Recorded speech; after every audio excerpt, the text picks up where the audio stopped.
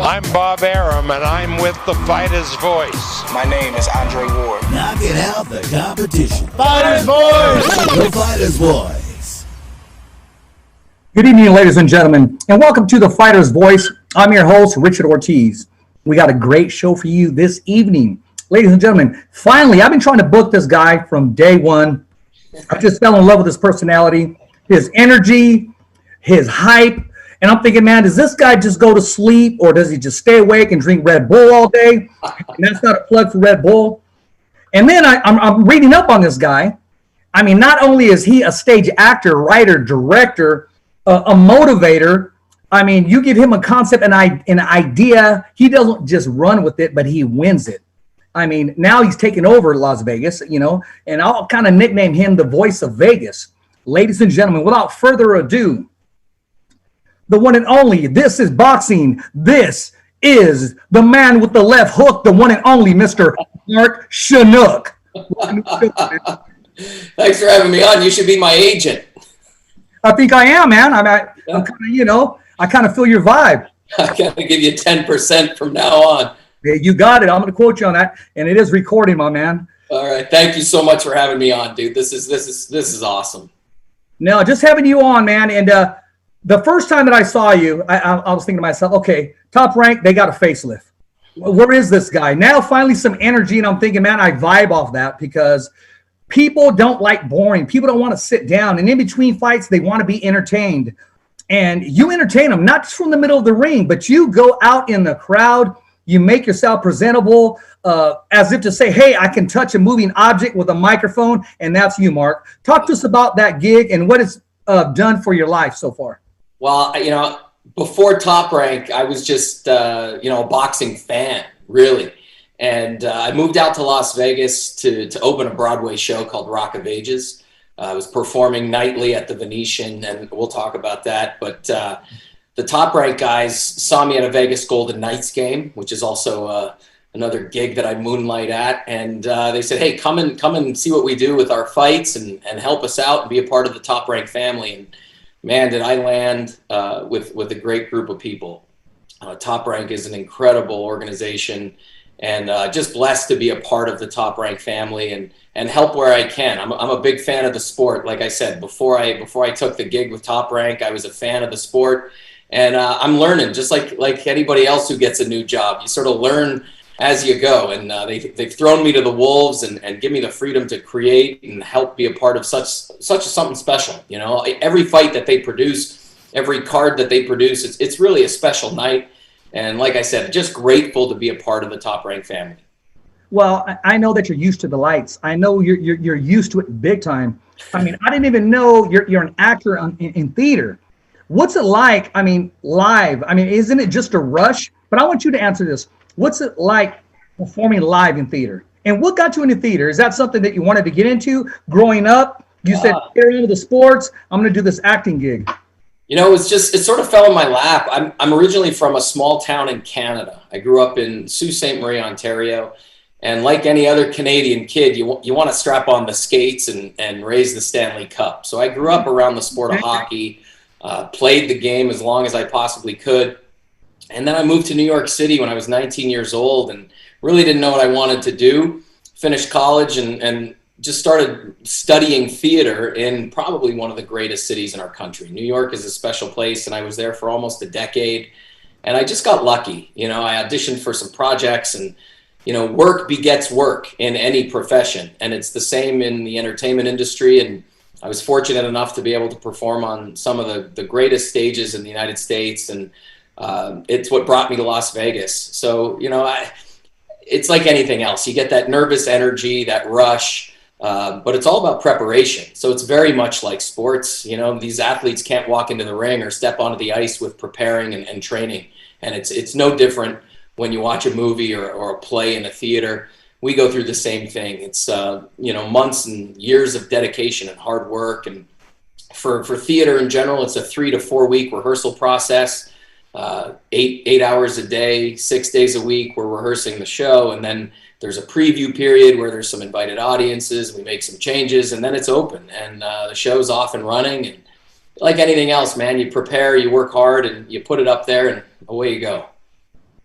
Yeah, I mean, just listening to what you're saying, it gets my blood going, man. It's just, I can actually vision this. When you say theater, how much of an impact does the live crowd give you? I mean, you have your lines, you know what you're supposed to do, but is it that like we'll Seattle Seahawks say like that 12th man? Yeah, 100%. 100%. And, it's the same. It's the same at fights. I feed off the crowd. The crowd feeds off of my energy. When I first started with Top Rank, I was just the hype guy. In between fights, like you said, I'd be running around the arena playing games with guys, giving prizes away, trying to make that downtime in between fights manageable. Because one thing I didn't know, because prior to my time in Las Vegas, I just watched boxing on TV just like everybody else on the pay-per-views, and I didn't realize how much downtime there was in between actual fights. And so that was an interesting learning curve for me when I was first invited out by Top Rank to just come out and observe what actually happened. Everything's programmed for TV, for pay-per-view, and so there is some downtime. And so it was kind of nice to just sort of have carte blanche to create content and keep the fans engaged. You're sitting there on your phone half the time anyway, so we want to make sure we can get your attention and just get you excited for the next bout. We do a pretty good job of it. I'm excited for this year. We've got some new tricks to roll out, and we're always trying to come up with new ideas. The crowd is 99% of it for me. I love the energy. I work with the National Hockey League as well. I do the Winter Classic and the Stadium Series. We go out to these big venues and 75,000 people screaming at you. It's a cool experience. So boxing fans, though, are no joke. They know their stuff. I almost wanted to say something else. They know their stuff. Hey, you can let that tongue roll, man. Yeah, no, and it's been great. For me, I don't try to pretend to be something that I'm not. I'm not going to compete with these guys who have been working in the sport their entire lives, and to be surrounded by the ESPN crew, Joe Tessitore, Andre Ward, and Christina Poncher, the list goes on and on. These guys have dedicated their lives to the sport of boxing, and to be able to be a fly on the wall and just listen to them. Bernardo Osuna, I've grown to have such a respect for that man. Just to be able to do what he does on the fly. Mark Kriegel doing these incredible reports on these fighters. It's been fantastic. And again, coming from hockey and theater, it's all over the place. But to really learn about these fighters and their families and see what they've been through to get into that ring, it's just been, like I said, kid in a candy store. To be a part of this sport in the way that I am, it's a blessing. And I'm just so grateful every day that I wake up and get to go to work with Top Rank. Well, you're living proof that you continue to grow and you continue to learn, and you slam dunk these opportunities and you own them and you make them yours. A lot of people, when they get these opportunities, A, they're not ready for them, or B, they may be afraid to take that jump. You dove right into the sharks, right into the ocean. And not only are you swimming, you're like Aquaman. I mean, these animals are talking to you. These fighters, they respect you. And I remember when you started, I was going, I know he has it deep in him. He's just going to let loose, watch. Because you got to get comfortable with it, right? And first of all, the roster of talent that Top Rank has, not on the broadcast side, but actually in the fighting side, their roster of fighters is no joke with, Bud Crawford and, our new heavyweight Anderson. We got Lopez, who just shocked the world, became a champ, and Shakur Stevenson coming up. To be able to learn about these guys and meet these guys, and you sort of become a part of their world, because I'm a part of Top Rank. So they're always, hey, Mark, what's up? Big hug. And, you're following their social media life. You see their training camps, and, to be able to watch these guys do what they do day in, day out, and dedicate themselves to the sport, and then to meet their families, and it's unreal. And it's something that I've never experienced before. And now 2 years in with this Top Rank family, it's been great. No, exactly. I've done some Top Rank events and just covering with media, and they are definitely 100% professional, friendly, and they make sure the job gets done. There's no ifs or buts to it, man. And, I would have to say you're surrounded, not just among these great athletes, but we're talking about walking, talking Hall of Famers. I mean, you got your Lee Samuels and the Brad Goodmans of the world, and the Bob Arams. How does that make you feel when you know that you have their blessing, and most of all, you have their respect? Yeah, like I said, kid in a candy store. You're surrounded by legends every day. And like I said, I'm learning. I have so much more to learn about the sport, about behind the scenes. I know what I bring to the table, and I try to just make sure that I focus on that for right now, and I keep growing within the sport. And I watch as much of it as I can from all the other promoters and see what they're doing. But again, Brad Jacobs is who I report to every day, and to have him as a boss is pretty incredible. And when Bob Arum's down the hall in his office, you're kind of like, wait a minute, is this even real life? And it's so far beyond just the sport of boxing. They're just incredible human beings, and to be able to call them friends is priority one, coworkers second. With everything that's going on in today's world, family first, work second, but it's a pretty small line between family and work when it comes to Top Rank Boxing. And I mean that sincerely. They're just incredible people. And, what they were able to accomplish with the bubble recently, all last year at MGM is second to none. They really set the bar high, not just for boxing, but for every sport. Everybody looked at what Top Rank was doing at MGM and how they contained the bubble, or kept everybody safe with the testing and the protocols, and how they treat their fighters. And again, it's just, I could sit here for an hour and just talk about how lucky I am. So, they're just great people, and I'm just so grateful to be in their camp. No, you're truly blessed. Real quick, ignore that man behind the curtain. KP, I can see you on screen, so maybe the viewers can't, but it's all good. So ignore that man behind the curtain, ladies and gentlemen. Little take from the Wizard of Oz. Hey, but I want to ask you this, man. And what is, I was looking at this, what is Monday's Dark? What's that all about? Talk to me. So 8 years ago, I came out to Vegas, like I said, to open the show Rock of Ages. Right. Again, blessed to just sing 80s tunes in a Broadway show, screaming every night. My wife and I decided not long after that we knew we were going to be in Vegas for a little while. The community here really embraced the show. And so Monday's Dark came from the fact that we wanted to give back to the local community. The name comes from the fact that the traditional Broadway schedule, we're dark on Monday. We don't perform. So we perform Tuesday through Sunday, and Monday is our only day off of the week.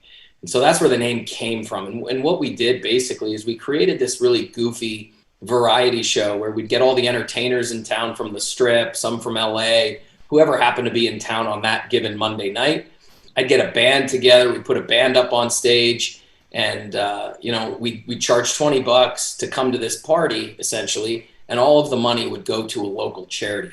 And so over the course of these last 7 years, it's been around 7 years now, every other Monday, so 2 Mondays a month, we throw this Monday's Dark party, and it's a different local charity every other Monday. And every other Monday, we write a check for $10,000 to that local charity. So I've thrown about 120 parties now, 125 parties. We've raised $1.2 million for Las Vegas, charging $20, and it was just something that we felt we needed to do because, again, now I work in sports, and you can ask anybody who works in sports. It's not a job. It's just an honor. And the same thing in the entertainment business. If you can call yourself a working actor, or if you work in the entertainment business, you're pretty fortunate. It's a lucky place to be able to call work. And so we wanted to give back, and that's really where it stemmed from. And it's just our passion project. Everybody volunteers their time, from the band to the crew, myself, my wife, everybody involved. And it's all just about giving back to the community. So that's what Monday's Dark is in a nutshell. We're pretty proud of it. It's just this goofy little underground party. So if you're ever in Vegas on a random Monday night, look us up. We'll be throwing down at this place called The Space, which is a venue that we started here in Vegas. It's a warehouse that we converted. It's a community center, and we're just trying to make sure that we can help the community as best we can. So that's Monday's Dark in a nutshell. And I thank you for asking about it, because it's it's a part of our life that we don't talk about too much at the forefront, but it's a big part of our lives because we know we're helping so many people with it. You know what, man? I mean, I have the utmost respect for you going into this interview, and now it just went through the roof. It's a slam. that is a strong man. That's like a missionary. That's just strong. That's like ministry. I mean, that's awesome. You're yeah. I don't go to church, so I guess this is the closest thing that I have to going to church. And it's something it's a well-oiled machine now. We get 400. Before COVID, we had like 350, 400 people showing up every Monday night, packing this warehouse, band, singers, dancers, magicians, comedians. You never know who's going to show up. All the money goes to charity, and the minute that Monday night comes down, the following Tuesday, we're already working towards the next one. And it's every 2 weeks, and Vegas has embraced it, which is great. The entertainment community here in Las Vegas, all the entertainers on the strip, headliners, crew, musicians, you name it, they all know about it. They all want to participate when they get the ask. And that's another big thing. It wouldn't exist if it wasn't for the support of the entertainment community willing to come out and donate their talent on that given Monday. So mondaysdark.com, shameless plug. You can go to mondaysdark.com and you can see all the charities that we've partnered with, all the shows that are coming up. But it's, again, it's the side hustle, but it's the hustle for something bigger than any of us. We're just helping these charities out because during COVID, all of their events have been canceled. Their fun runs and banquets and galas, all the things that you hear about these charities doing, they're all canceled. So their fundraising efforts are challenging. So we've been doing this stuff just like this. We're streaming concerts and doing it with limited capacity, following all the CDC guidelines. But every 2 weeks, we write a check for 10 grand to a local charity. Right on, man. You know what? For a lot, you're heaven sent, my man. You really. And I appreciate that. Thank you. Before I move on, I really don't want to move on from it. There's going to be a big concert or a big flight on Saturday with a hidden talent. These guys are going to have a hidden talent. And they're going to cancel their flight for Sunday. They're going to say, hey, we'll fly out Tuesday because we're staying Monday, and we're going to get back that Monday. That'd be great. You're going to see the Bud Crawfords, the Tyson Furies, and it doesn't matter. They can just be there, and people will pay because they just want to see them up front, maybe hands-on with them. So you mark my word, that's going to happen, my man. Let's do it. Let's do it. We've already outgrown the venue, but we like the fact that we turn people away. It's become this sort of underground Monday night party, and it sells out every 2 weeks. So I like that. We can probably go to a bigger venue, but I like selling out and saying, hey, come back in 2 weeks or just buy your ticket early, something like that. No, there you go. And what I really want to ask you, man, is you're in front of the light. We talked about that. How do you prepare yourself for theater as opposed, okay, now I'm going to prepare myself because I want to pick your brain a little bit for I'm ring announcing today. How do you prepare yourself? And when you wake up that morning, how do you make that transition? When do you make that transition? For me, they're pretty much one and the same. It's like anything else. You gotta put the work in. You gotta, do the homework and know what the heck you're talking about. If I say something and it doesn't sound honest or it's not authentic, you're gonna know. So I have a great partner in crime at Top Rank, Evan Korn, who handles all of the PR. He handles all of the Evan. Yeah, and so he's been very great with me and sort of guiding me and coaching me and being there. Again, same with Brad and everybody else. But at the end of the day, you got to do your homework. You got to know how to pronounce these guys' names. I'm fortunate that in the bubble, I do the press conference, the weigh-ins, and I've been lately doing the ring announcing. So by the time the fights come around, if I don't have these guys' names down, I shouldn't be doing this. And then, I looked back at the footage from the first time I did this in the bubble to the last weekend in the bubble. And, just my confidence and just sort of the understanding of what I was walking into has changed so much.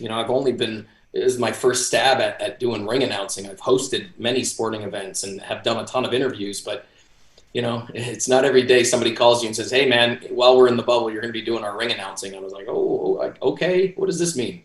And luckily, I've been able to sit beside Lupe Contreras for the first year and a half that I was with Top Rank and talk about somebody who's the best and one of the best, yes, if not the best in the business, who just makes it look so easy. And, I count my blessings because I'm here because of the bubble and I live in Las Vegas and, it was an incredible opportunity for me. So, again, just learning as I go, but when it comes to the preparation, it's just literally getting the material, ripping it apart, making sure you're comfortable, finding your rhythm. For me, I like to sing. So for me, I like to try to find the musicality in everything that I say. And, Yeah, it's just putting in the work and making sure you don't sound like an idiot half the time is pretty much what I keep reminding myself. I'm like, just take a deep breath, don't rush. And, I sometimes think about how I would want to be introduced, if it was me standing there, how I would want, certain emphasis on certain things done. And, I'm finding my groove. Long way to go yet, but, learning on the job just like others, and having a blast doing it. Well, you know what? You're doing a great job. And a shout out to Loopy. Loopy, my man, we got to have you back on the show. Thanks for sending me that shout out. I appreciate that. When you talk to Loopy, I mean, his voice is he's just amplified. You know what I mean? Like he has an amplifier. He's gold. He's golden, man. He is golden. Both English and Spanish. I mean, he hits it, man. So yep. You took some advice from someone that's definitely, if not one of the best, in the top 5 of all time. Oh, 100%. And, you can go back in history too and watch some of the old guys who used to do this. And, even in other sports, I know it sounds, campy, but like even these wrestling announcers and auctioneers, they have such a tone and musicality to the way they say things. And, again, like I said, I'm just trying to find my voice within the sport of boxing and try to create something that's unique for myself. I'm not trying to be anybody else out there because, I can't. I'd be acting at that point. I'd be trying to be a Buffer or Lupe or, but it's just been, it's been a real trip, a real joy. And, who knows what's next. If this bubble disappears, I'm sure things are going to go back to the way they were prior to the bubble. But in the meantime, I'm just trying to take it all in and enjoy it every step of the way. Hey, man, you do what you love. You never work a day in your life. And it right. sounds like you're not working anymore. You're actually retired. It's actually been nice to have a little bit of downtime this December to spend time with my wife during the holidays. And Top Rank, we go back to work in February. We've got some huge fights coming up in February. So, January, I'm spending most of my time here in Vegas getting the Monday's Dark stuff squared away. We've got some other projects that we're working on. But, like I said, I'm excited to get into the ring again and get back to work with Top Rank. There could be some pretty massive fights down the line here in 2021. Well, you could drop dime on later on. You can email me and say, Rich, these are coming up, but I can't. I'm sure you'll know before I do. You'll get a press release from Evan before I get the call. I'll be like, hey, Evan, you got a ring sheet for me tomorrow? He's like, oh, yeah, I'll get it to you tomorrow morning. I'm like, all right. There you go. Actually, speaking of Evan, I'm going to address some of these questions. This question is coming in from Evan from Top Rank. Uh-oh. Here it goes. It says, Mark, how does the pressure of announcing in front of a live TV audience compare to being a theater actor? That's a good question. Evan sent that one in, huh? Yeah. I try not to think about it. Evan's been drinking all night, so just... yeah. He's texting me for my Netflix password. That's happening right now. I try not to think about it. Just like when you're on stage in front of a couple thousand people in the theater, you're not really paying much attention to them. Obviously, they're there. I try not to think about it because the numbers are a lot higher than what I'm accustomed to, especially when you got Loma Lopez and there's 2 million people tuning in. You try not to think about it. You just say hello to that lens, smile and nod, and keep it moving. It just goes back to what I was saying before. It's preparation, just making sure that you understand, what the message is that you're trying to convey, and make sure you have all your facts. At the end of the day, these guys have records, they have hometowns, there's weights, there's corners. I just try to make sure I get them all right. Well, I'm going to change it up a little bit. This next question is coming from Frank Estea with Top Rank. It says, ask him if he has any stories about the haunting of the cardiac suite. Oh, wow. That's a touchy subject, Frank. We're spoiled at Top Rank in the bubble. So at MGM, we have a private floor. The 12th floor of MGM Grand is dedicated to the ESPN crew, Top Rank staff, and all the fighters and their camps. He's bringing up we had almost a scary moment where we lost somebody tragically on the floor. And so that suite is now, we think it's haunted. You see some fighters walk the other direction. Frank won't go near it. I think Frank actually had to spend a few nights in it. He wasn't too happy about it. I try to make sure when I check in, I'm not on that wing of the floor. So if I see that the number is close to that room, I go back to the front desk real quick and I change it and I make sure I'm in the other wing. Because, that the way the MGM Grand is built, it's got one tunnel this way, a hallway that way, another hallway. I stay clear of that hallway. I try not to go near that room. So no crazy stories, but some of the fighters walk in different directions when they pass by the door. I'm sure they do. This is from a promoter, Rick Morrigan, and manager of Jose Ramirez, and also signed some other fighters like the likes of Virgil Ortiz and the Professor Frosto. Yeah. He says, tell Mark that I said hi and that he's one of my favorite personalities in the sport. Yeah. That's amazing. Hello, Rick. One of the hardest working promoters, I would imagine, in boxing. And, I've only been around the sport, professionally now and working in it a couple years, and just a genuine guy who goes out of his way to say hello. Can't walk by you without shaking your hand and saying, hey. And I think that just right there speaks volumes of who he is. He's really well respected in the Top Rank world. I know that everybody, when I'm passing down the hall and I hear his name come up, it's always in great standing. And, he works so hard for his fighters. So if there are fighters listening and you happen to be represented by that guy, he's one of the best in the business. So just great guy. And what's up? Thanks for saying, hey, man. I agree with you. He's definitely somebody you want in your corner or just to associate with. And iron sharpens iron, man. You want to be right there with him. And he puts on great fights. Like, there's nothing dull about any of his events, man. Like, he just packs it in there. He puts his money where his mouth is. And when I roll up to work and I look around, I'm like, where the heck did all these people come from? And then I'm look down at the sheet and I'm like, oh, it's one of Rick's fights. Yeah, it speaks for itself. He packs them in. He knows what he's doing. And I know he's got a lot of tricks up his sleeve. I follow him on social, and he's always thinking outside the box on where to put a fight. Where can we host this? Let's do it in this stadium. Let's open up the baseball field. And I'm like, holy jumping. The guy works really hard, and I love going to his events. Yeah, I like his humor too. It's kind of off the wall sometimes, but you got to look at it twice. Almost like that movie. You got to watch it twice to catch that one scene. You know what I mean? Yeah. Yeah, exactly. Hey, man. So, any chance of you ever just doing this is one of the questions coming in too, doing an exhibition match, getting in the ring and going on hands on to feel exactly what the fighters feel? Training. I think so. I think there's an opportunity for that. I've definitely worked out in the boxing gym here and there. There's a gym here. Let's do it on a Monday dark, right? That's right. We'll do it out in the parking lot. Fight Capital here in Las Vegas. There you go. I've put on the gloves at Fight Capital a little bit. I got my COVID hair going right now. I haven't shaved. I feel like I'm 20 pounds overweight. I probably should get back in there sooner rather than later. Yeah, I think that would be fun. Put the headgear on and go and do a couple rounds. I think it'd be a blast. Yeah, I can see you doing it. I mean, you have that personality. You're kind of compact. You'd be inside fighter. I might need a or Robert Garcia's, one of the two. I might need a step stool or a ladder, depending on who I face. But I definitely would get in there. No, hey, I could see you in there. I had a conversation with Lee Samuels last week, and your name came up, and he had nothing but good things to say about you.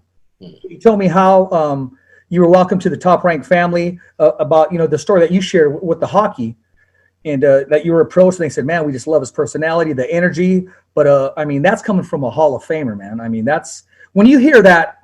How does that make you feel knowing, hey, I've only been doing this with Top Rank for only this amount of months or time, and to know that the ball's already spinning in your direction towards one day, possibly the Hall of Fame? Who knows, man? To have Lee in your camp, we can go on and on about everybody that's in that Top Rank family, but he's one of a kind. He's a Hall of Fame member, and I remember we were in upstate New York not too long ago at I forget the hotel and casino name up there that hosts our fights, but we're in Verona and the Hall of Fame's just around the corner, and we visited. I bought some merch, and he was there, and again, it's not every day that you get to call these guys friends, you know, and have them support you and believe in what you're trying to accomplish, and then just to welcome you with open arms and be like, hey man, we appreciate what you bring to the table, and thanks for being a part of it. That it's humbling. It's so nice to hear, and he's such a great guy. So you know, tip of the cap to Lee. He's, you know, Hall of Fame. That's all you got to say right there. Absolutely. Hey, we're gonna switch it back real quick because I wanted to ask you more about your acting career. I mean, talk to us about this role, this award for, you know, Disney's The Lion King. Talk to us about that. Yeah. So, you know, I was blessed to play Timon in The Lion King. Everybody knows the movie, Hakuna Matata. Yep. So I went on the road and I toured with the big production for about 3 years, 2.5 years. And at that time, you know, man, it was almost 15 years ago now. Just time flies. And we spent 3 months at the Kennedy Center in Washington, D.C., and that was the first time that I was ever introduced to the Kennedy Center. And, you know, beautiful theater. It's iconic, you know, one of the, you know, best in the United States. And they have an award program called the Helen Hayes Awards. And I was nominated for a supporting role with my role there as Timon in The Lion King. And that it's kind of the first big role for me in the theater world, booking The Lion King and going on the road with that. I didn't win, but it was nice to be nominated. No bullshit, I wanted to win. But it was a great experience, and you know, it's an iconic show. You know, everybody knows The Lion King, whether you saw the Broadway musical or you saw the cartoon. Everybody knows it, and to be able to play the kid who sings Hakuna Matata, you know, it doesn't get any better than that. I have 4 older siblings. I'm the youngest of 5, so I'm the cool uncle in the family, and that was definitely probably one of the highlights. You know, same here. You know, you talk about the jobs that we do for a living. They're not really jobs, but when you can share them and share those experiences with your family and your brothers and sisters and their kids, and you know, the same thing with Top Rank now. You know, my family's still all up in Canada. I've been in the United States now over 20 years. I'm a citizen, but my entire family's still up north, and you know, they get to see me on TV doing goofy stuff. And, you know, I'm still that cool uncle who lives in Vegas. And whether I'm doing a Broadway show or a fight with Top Rank, it's one of the things that I love the most, is that I know that my family's watching and they're proud. You know, we all love our families. We all love our mom and dads. And, you know, that's something that I don't forget when I go to work, whether it's a Broadway show or a fight with Top Rank or an NHL hockey game.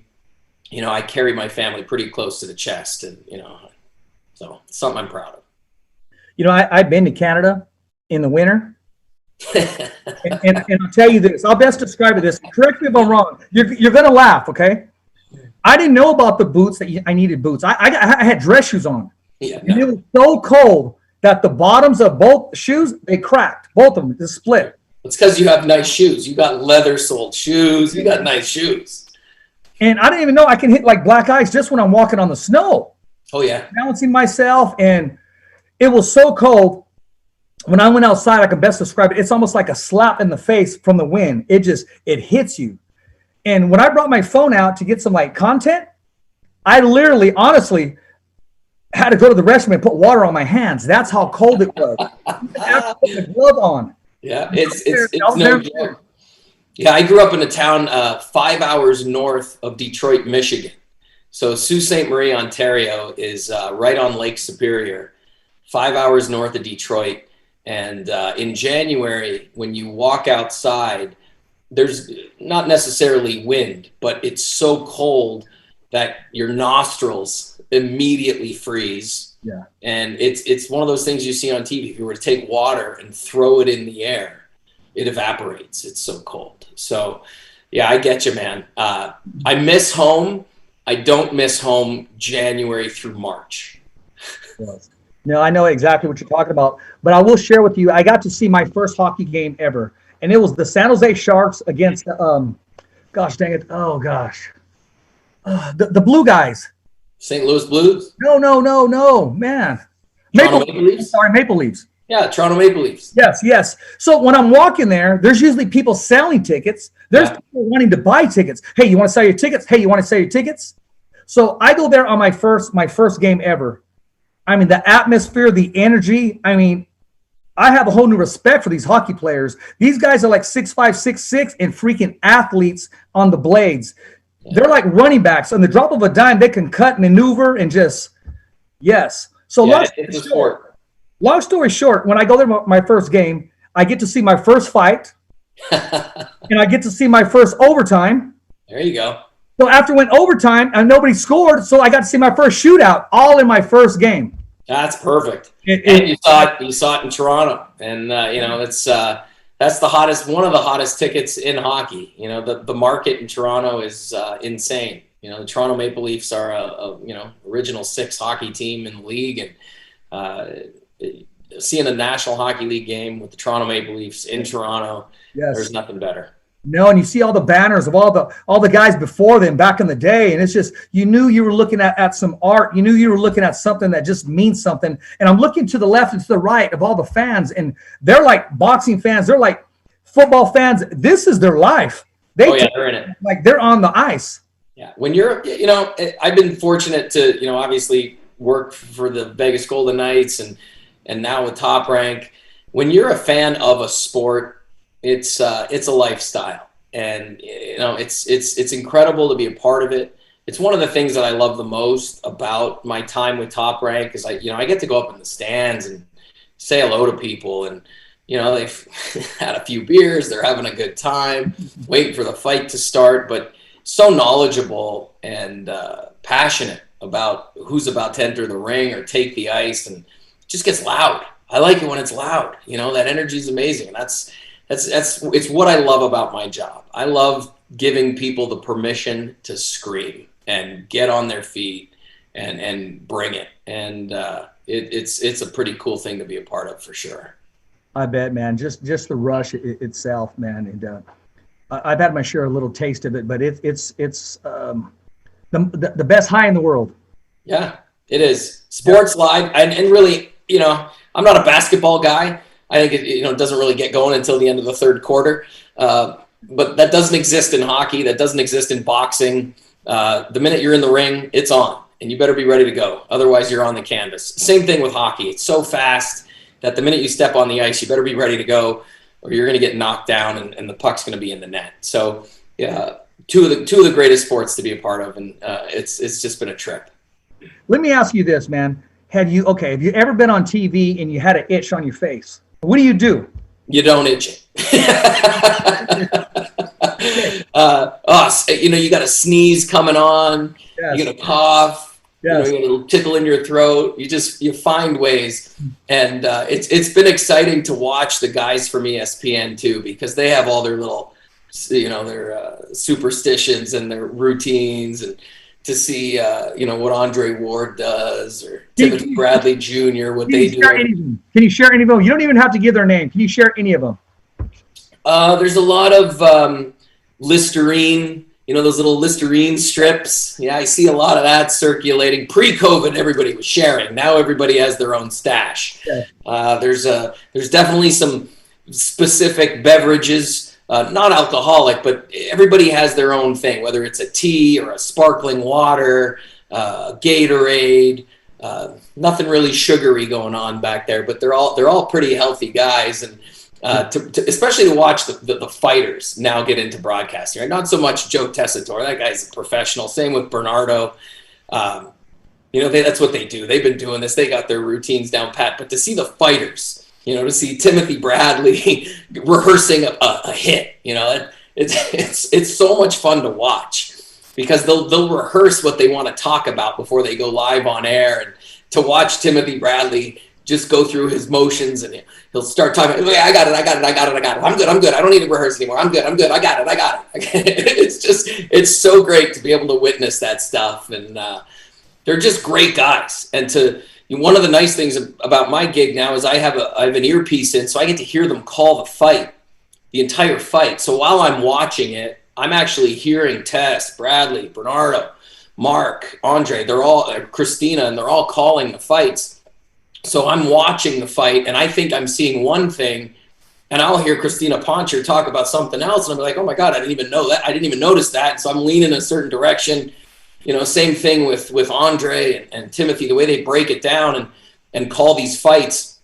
That's one of the biggest things that I've learned from, is being able to have them in my ear, calling the fight while I'm watching it in real time. It changes the dynamic for me as I'm sitting ringside. So I'm looking for specific things now, and I can watch the guys pretty closely in the corner in between rounds, pick up on certain things, and then sure enough, 95% of the time these guys are right on the money, and they know exactly what's going to happen the next round. And there he is, guys, KO'd, and if he doesn't change that, he's going to get hit again, and sure enough, he gets hit again. So it's been awesome to have that sort of fly on the wall experience. Exactly. And here's one. I mean, there's a fight going on. It may end soon, but you're like, okay, I could probably hold it one more round. Yeah. Have you ever had to go to the restroom? I mean, too much coffee or something. But if you're back there and that fight ends, you got to call that fight. You got to get back in that ring. Have you ever had that happen to you? Yeah, there's been a few times where I'm like, oh, this one ended pretty quick. Especially in the bubble, because it's a different experience where, I'm on a platform away from the ring for the introductions. And then when I call the fight, when I go to the decision or whatnot, I'm on the floor beside the ring. I don't even get in the ring. So I go over to the commission's table, I get the results, walk back over to the timekeeper's table, and I'm waiting for the cue from, ESPN, from broadcast, after the guys do the breakdown of the fight before we go to the cards, or I read the decision. I'll wait for the cue from ESPN. But there have been times where the fight's over in 20 seconds, and if it's a Berlanga fight, don't go anywhere. The guys knocked everybody out in the first round. I think the longest he's fought is just over 2 minutes. So anytime I learned that one the wrong way, I was like, a minute, this guy's in the ring, just don't go anywhere, just stand here. I don't even wait and sit down by the platform anymore. The minute I introduce the fighters and the bell rings, I just walk over to the commission table and I just wait over there. But yeah, it's been a learning curve, and for me, that's the one of the things that I had to get quickly under my grasp was this new bubble experience of how the decisions were going to be read, how they're going to be handed down to me, making sure I'm announcing it right. If it's a split or, majority, I don't want to screw that up and, say the wrong things. And, again, mistakes are going to be made. It's inevitable, but the bubble threw us a little curveball at first, and it was just getting the real estate, really walking from over here, going over here, not getting too comfortable, sitting ringside and, keeping eyes on Evan, because I want to make sure, I'm like, Evan, this one's going to end soon. Come with me. Make sure I got this one right. And so he would, be at my side, and I'd be like, hey, do I have this written down right? Can I say this? He's like, yeah, you're good. Go. So I always double check, triple check. It's important. Absolutely, man. Have you ever lost your notes? No. Knock on wood. Knock on wood. It would just be in your tux pocket somewhere. Or yeah, right in that jacket pocket, man. I got those top ranked cards, and usually I have a cheat sheet with me too. So, if I see over the, and also too, now I pretty much have an understanding of how the fight's going to go. Usually I can tell if it's going to be a unanimous decision, or, rarely do we get anything that's kind of too wonky. But sure enough, in the first month that I was in that bubble, I think I probably had every type of decision under the sun, and it was good, because again, you got to learn, right? And you lean over to the commission's table, and she's like, it's a majority draw. And I'm like, what the hell are you talking about, majority draw? So I'm like, oh, how am I going to read these scores to make sure I don't give it away? Things like that. And, it's been great, man. So again, I probably said it 10 times in this interview. I'm just blessed to have this opportunity, and, even just being on your show, dude, it's been a trip, and honored to be here. Hey, well, you know what? We have the platform, and a lot of times when we bring our guests on here, we don't just talk to them about their boxing, or we don't just talk to them about their MMA.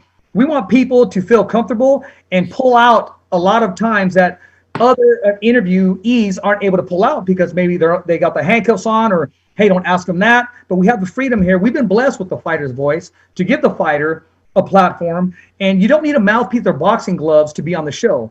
You're always a fighter in life. You're a fighter to get that new acting gig. You're a fighter to get that new promotion in work, or you're fighting for your marriage, or you're fighting cancer. We had all the above on the show. So we are truly blessed to to say, hey, thank you, Jesus. We have this platform to give back this opportunity. You understand?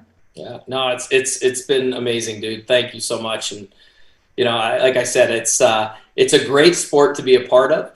An even better sport to be a part of when you can say you're part of that Top Rank family. So big tip of the cap to the guys at Top Rank for bringing me into the mix. That's a great collaboration, man, with them and ESPN. I mean, that was a slam dunk. I mean, that they just worked great together. And if you can watch the other fights and other events, and kudos to them, they do a great job. But there's nothing like the limelight of ESPN and that collaboration with Top Rank Boxing. And the numbers don't lie. Again, new to broadcast sports in this realm. Up to this point, it's been National Hockey League stuff, Vegas Golden Knights stuff. But when you're starting to see reports come by your desk that 1.5 million people tuned in for this or 2 million tuned in for that, and it's great for the sport. And when I see the fight that just happened on DAZN and see Garcia knocking him out and looking at that division now and these young fighters that are headlining that division, it's great for the sport. Boxing is on fire right now, and to be a part of it in any shape or form, anybody working in boxing in any capacity right now, you've got to be excited for the future of the sport. The talent is unbelievable. And this social media stuff that goes on in boxing is unlike anything else. The following fighters on Twitter is outstanding. Like, that's a sport to itself. And I didn't realize how much they got into it, and it's great. I'm excited for this year. I think we're going to see a lot of big fights get made because the fans want it. I think with what Top Rank's doing on ESPN, what DAZN's got going on, Golden Boy, it's just so exciting for the sport of boxing. And I know there's critics out there complaining all the time, but I'm like, man, we got no choice now. There's so much talent that you every week there's just great fights. And if you're a boxing fan, it's going to be a great year. You know what? You brought up social media. I'll take this time. I got one more day, man. I'm on timeout. I shared Ryan Garcia's body shot, and Instagram. They took me off for 3 days. Wow. Yeah, and I looped it just to make sure I didn't go over, but I got the email and says, hey, you violated this. So you're going to be off the Fighter's Voice on Instagram for 3 days. So after midnight, I should be back up and running. But I was able to tag you on my other account on Thumbs Up for Richie. So that's great. And that flash got hacked. And what a body shot that was, though. The one that you posted, like, unreal. Yeah. Again, tip of the cap to all these guys. Like I've watched how many fights now, sat ringside for I can't even count. One punch, I'd be on the canvas. Just a slight miss, and I'd be on the floor. And just seeing that in slow motion and seeing the body, it was just insane. That was a good fight going in there, and I got to give it to Campbell, man. He came to fight, and I thought he would actually take him into deeper waters, and then a lot of questions would be answered. But hey, Ryan's special. I like to see him move his head more and his feet, but at the end of the day, he did what he had to do at this young in his career. Answered a lot of questions. Yeah, and I think I'm like everybody else. I wanted to see the fight go a little longer as well, to see what happened, in the 9th, 10th, 11th round. Yeah. But give him credit, man. He got up off the canvas after 2. I was like, oh my God, what just happened? Second round, he's on the mat. He got back up, and really didn't bother him at all, it seemed. And he probably won. I think I had him winning every round except for 2. And then he put him down with that body shot. I can't wait to see that division, who fights who next, because everybody's calling everybody out now, and let's just hope these promoters can get them done, because who doesn't want to see these guys fight? Everybody wants to see them fight, and I get it. It's a business, but I'm going to hold out and be optimistic that these fights get made, because these guys are just unbelievable athletes. Absolutely, man. The only times you can see them get done is you go to a video game and you can match them up that way. But right? I mean, because everybody wants what's best for their fighters, and I get it. They have an agent, they got a promoter, they got a manager. You want to make as much as money with the less risk as possible. But at the end of the day, you want that legacy. Some people want that future where they're okay financially set. So I understand and I get it. But the fans, they just want to see rock'em sock'em business in there. Yeah, 100% too. And you want to see them when they're in their prime, like nobody wants to see 35, 40-year-olds fighting. No offense to the 35 and 40 or 35 to 40-year-olds out there, but these guys are all young. They're in their prime. And, I think Ward, or it might have been Tessitore that said it, and they made a great point. We put so much emphasis on a perfect record in today's day and age, where that 35-0 or 20-0 or 17-0, we put so much pressure on that perfect record that, what's 2 losses? What's a loss? Who cares? It's not, at least I don't think so anymore. It's all about the quality of the guys you're fighting. And I'd rather see somebody who's 21-3, knowing that their 3 losses were against 3 incredible champs, than somebody who's 20-0 and they haven't fought anybody we've heard of. So I think we put a little bit of, we dangle this carrot about the perfect record a little bit too much, but who cares? I think these fights are going to get made, man. I really do. There's enough money for everybody. I think there's enough money in the sport that everybody can be satisfied. And, even at the heavyweight division, I can't wait to see who our boy fights next. It's been such a wild ride to be a part of Tyson Fury's, last couple of fights, and maybe, that big fight gets made now, and it's just gonna be great. I think this is gonna be a great year of fights. Absolutely. Let's talk about that rock star. We talked about him earlier today. The guy that won't allow you to go to the restroom, because if you do, you're gonna miss the knockout. Berlanga, man, let's talk about him and what he's done with his opportunity. And, I think in 2021, you're going to see him, go 2 or 3, 4 rounds to answer some questions, and then put him so he can break that top 10. Yeah, he's such a big guy. I think that's really what separates him in that division is he's a beast. When he stands beside other guys that he's fighting, he's just a monster, and he calls himself that now. Like, he stood up on the ropes the last one, goes, "I'm a monster." I was sitting there going, "I think you are. You're scary. Back up, bro. Back up." Yeah, like anything else, like what I was just saying. He's going to get tougher and tougher opponents as his career progresses. But again, he's put himself in a position that he deserves now that shot at some elite fighters. The last guy he fought was never stopped. So, I don't know where we go. I don't know who wants to fight him. That's another question. Like, if I had a belt in his division, I'm not so sure I'm signing up to fight that guy anytime soon. Well, you know what? Since you asked, I don't know who wants to fight him. I'm going to go ahead and plug this kid from Stockton, California. Kilo the Kid Madera, who's 160 pounds, is willing to move up to 168 pounds. And when I spoke to him, he said, I know I don't just want to fight him, Richard. I'm going to stop him. Wow. So I will give the plug there, because since you did, I wrote it down. That's why I looked down. I had to write his name down, because now I'm going to look it up. Yeah, Kilo Madera from Stockton, California. Kilo the Kid Madera. So, well, anybody from Stockton, I think, deserves a shot. We got a fighter or two from Stockton on our roster. So yeah, I wrote it down. Kilo the Kid Madera. But I'm telling you, man, I've been now ringside of 4 or 5 of Berlanga's fights. I think we've had 4 in the last little while, and he's something special.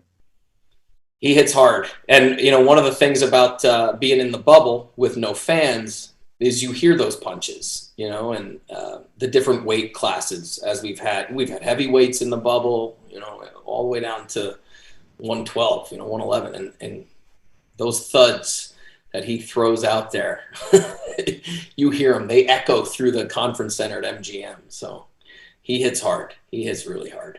Definitely, before his career is all said and done, I can see him fighting at light heavy, even as high as a possibly cruiserweight. I mean, shoulders are like bowling balls, man. Yeah. Yeah, I think one of the things that I've noticed a lot too is just this ability to stay in your division, especially with the younger fighters, right? Because, they're not even men yet, half of these guys. And, they're fighting in weight classes that they just outgrow and they just get bigger. They put on more muscle. They become manly men, and they get stronger. They punch harder. And they just move on into another division, and being able to witness that with some of these fighters, it's just, it's crazy. They're kids, and yet they carry themselves so well, and they're dedicated to their profession, and been unbelievable to watch some of these young guys just move up and just constantly get better and better at what they do. Just like, everything we do, we're always trying to improve and get better. And it's been an unreal ride. Hey, Mark, you mentioned Stockton, California. I can't go on without mentioning, at one point was the youngest ever to be signed by Top Rank, and that's young Gabriel Flores Jr. from Stockton, California, who's now residing via Las Vegas, Nevada. Yep. Before we talk about he's unreal, dude. He was just in the bubble with us this last fight because he's, like you said, he's now in Vegas. And again, talk about a kid who understands what it takes to get it done.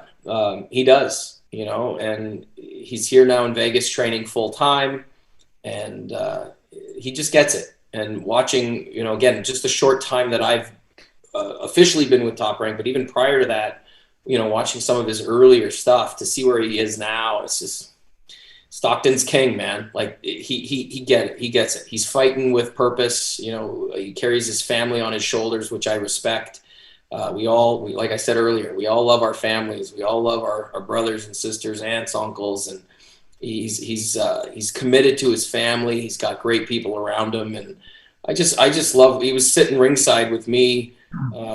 Just our last fight of the year, and just so great to have him as a friend. We text every now and then, but having him in Vegas is pretty cool because you get to see him a little bit more often, and you can watch his training. And great kid.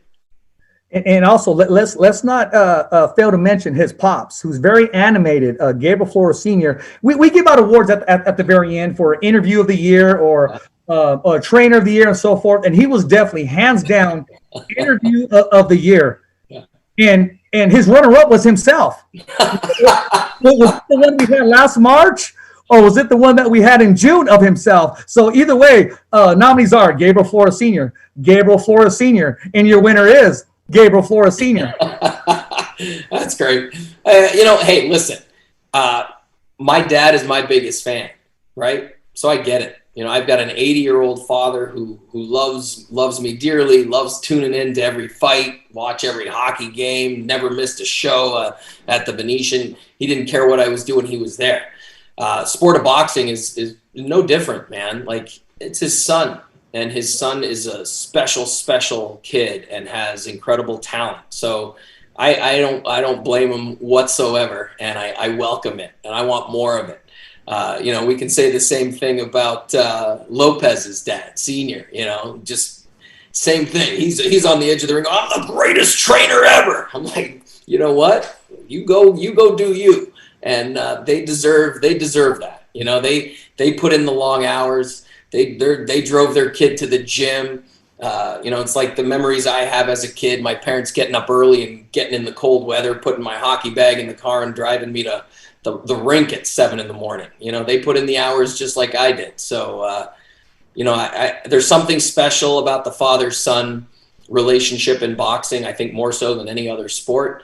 And I welcome more of that, I think. And who does a great job of that is Mark Kriegel. He does so much behind the scenes reporting and storytelling on these guys and their relationships. And if you're not following him, follow him, because he makes these stories come to life in ways that most people can't. I've watched him do his interviews, and I study him. Just like back in the day, I used to study Big George Foreman, when to look at the camera, when not, when to look at as your guest or when you're interviewing somebody. And he's just an absolute professional. I mean, he doesn't even need notes. I mean, he has everything right here, and just I can imagine the way he prepares himself. And they're documentaries. Every time you watch one of these interviews or these stories that they put together on ESPN, they're straight up documentary films, and he's fantastic at it. And it opens your eyes and your understanding for these guys and the sport in a way that I don't think anybody else is doing right now. You see specials here and there, but nothing to the extent and to the depth that Mark does. It's pretty special. And for somebody who's now working professionally in the sport and looking to grow and keep learning, I don't have to look very far. And that's again, beating a dead horse, but that's a testament to who Top Rank lets into their camp. And like I said, when I get to go to work and listen to guys like Joe Tess and Andre Ward and Timothy Bradley, Christina Poncher, Bernardo Osuna, Lupe Contreras, Mark Kriegel. These guys are all Hall of Fame bound, if you ask me. They're great at what they do, but they're passionate about it, And like you said, it's not a job; it's a blessing, and I'm just honored to be a part of that little family. And plus, he's fit, just like these fighters are. My man, the guy, he's shredded, man. Ripped. Yeah. He is. And you mentioned Christina Potter. I can see her with an announcement saying, "Ladies and gentlemen, welcome to the Hall of Fame, Miss Christina Potter." She's been on the show a couple times, and she is just a professional. I would never, ever, and I made it a point to say, Christina, you're not good at what you do for being a female. You're just good at what you do, because she's so passionate about it. And prior to that, she used to do some stuff with the NFL, and she just has that drive about her, just that witty, just that, that it factor. She puts in the work. Yes. Like anybody else. You can't fake it. No. You just can't fake it. And she puts in the work. And again, honored to be a part of that small team. I learned from everybody. Everybody on that crew brings something so unique to it. And, I just, like I said, I'm a fly on the wall half the time, just watching in the corner, taking notes on everything they do. But Poncher and I have a great relationship. She'll text me. We talk a couple times before each fight now when we're in the bubble. Because she's doing the call off site. She's in California at the studio, and, we're here in Vegas, and we'll touch base either, prior to the weigh-ins or prior to the fights, just to, simple things like, hey, how do you say this kid's name? What do you do? And there's so many notes and things behind the scenes that are circulated. ESPN puts out breakdowns and biographies and histories and all this stuff. So again, really spoiled to have what I have at my disposal. And, I just roll up my sleeves and go to work. We've had her on the show, and then when she was off, we shot 2 back-to-back. We had Evan on the show, and then I'm talking about Jamal Herring. Well, I said Jamal real fast. I get a text from her. She's sitting. She was, "Rich, it's Jamal. Make sure it's Jamal." And I'm looking at it right there. I'm like, okay. So I kept going. So I appreciate the professionalism and just looking out for one another. Anybody that gets behind the stick, got to respect it. And iron sharpens iron, man. I rub off. I mean, you guys rub off on me, man. So I'm getting as much as I can from you guys. Every time that we talk, every time we have a show, I continue to learn and I continue to want to grow towards that. Our goal, is just trying to give everybody a platform nationally. This has been fantastic, man. I can't thank you enough. And, thank you for your support. Thanks for reaching out. It's like I said, I'm rolling with it. Honored to be a part of this boxing community. And, again, like I said, I'm learning as I go and taking it all with a grain of salt. And what you just said is pretty much how we've all been at Top Rank. The guys have embraced me and just guided me and helped me, and I'm just grateful. Well, listen, man, before you're a stunt double for Mark Wahlberg, how do we stay in contact with you, man? How do we follow you on Instagram and Twitter? Yeah, it's just my name. It's Mark Shunock. All my handles are just my name, Mark with a K. Shunock is SHUNOCK, spelled not like it sounds, but I'm not hard to find. And definitely stay on me. And what's great about the boxing fans is they let me know when something slips or something's amiss. I see it on social. I'll get a DM from some haters every now and then, and it's welcomed, man. You gotta stay on your toes. You gotta keep learning, and I'm not by any means finished yet. I'm still finding my way. I'm trying to find who I am in this boxing community, and I'm excited for the next part of this journey, and we'll see what this year brings, but I'm really looking forward to it. I'm up for the challenge and just excited to get back in the ring. Hey, man, I've been wanting to throw out that Mark Wahlberg since the kind of see a little bit. Maybe the beard. Maybe it's the long hair. Maybe, I don't know. I need a haircut. I got to shave, but I got a few weeks before the next fight, so I'm going to let it go for a little while. I'm going to enjoy it. Hey, man, well, it's been a pleasure. I can't wait to have you back. We got to get some of those guys on the show as well. And hey, man, I appreciate you letting people know, man, that we're out here, and sky's the limit 2021. And we're going to be swinging for the fences just like you, Mark. And, you got it, man. It can't get any worse than it was last year, knock on wood. We're gonna slowly start to see things get better, I think. I wish everybody, health and happiness this year. That's first and foremost. You want to stay healthy. You want to stay happy. Hug your loved ones, and everything will work itself out. I'm a firm believer in that. And again, just thank you so much for allowing me to come on and talk. It's been fantastic. Thank you so much. Hey, well, you got it. And if you're out there, you caught the end of the show, you can catch us. Go to the YouTube channel, The Fighter's Voice, www.youtube.com/The Fighter's Voice. Every fighter has a voice, and so do you. It's a wrap. Thumbs up for Richie. Okay, fight fans, it's not goodbye, but until next week. Remember, it's always voiceography at its finest. So on behalf of Richard Ortiz, Cole Escovedo, the special guests, and all the crew right here at the Kick-Ass Podcast, saying hasta luego, babies. And always, thanks for listening.